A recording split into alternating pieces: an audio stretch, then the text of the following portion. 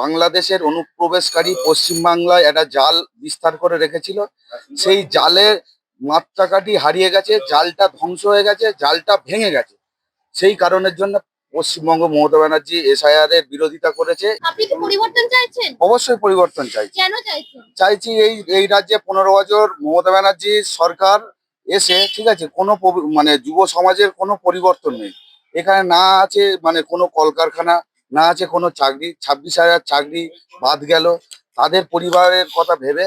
আর আগামী প্রজন্ম যে আসছে তাদের ভবিষ্যতের কথা চিন্তা করে আমরা এটাই চাইছি, পরিবর্তনের বার্তা চাইছি। মমতা বন্দ্যোপাধ্যায় এসআইআর এর বিরোধিতা করেছেন একাধিকবার। আমরা দেখেছি অন্যান্য রাজ্যেও তো এসআইআর হয়েছে, সেখানে তো সুষ্ঠুভাবে হয়েছে, এই রাজ্যে কেন নয়? এই রাজ্যে একটা ভোট ব্যাংক, সংখ্যালঘুদের ভোট ব্যাংক, বিশেষ ভোট ব্যাংক মমতা ব্যানার্জির ঘরে। সেইটা এসআইআর মানে বাংলাদেশের অনুপ্রবেশকারী পশ্চিমবাংলায় একটা জাল বিস্তার করে রেখেছিল। সেই জালের মাত্রাকাঠি হারিয়ে গেছে, জালটা ধ্বংস হয়ে গেছে, জালটা ভেঙে গেছে। সেই কারণের জন্য পশ্চিমবঙ্গ মমতা ব্যানার্জি এসআইআর এর বিরোধিতা করেছে।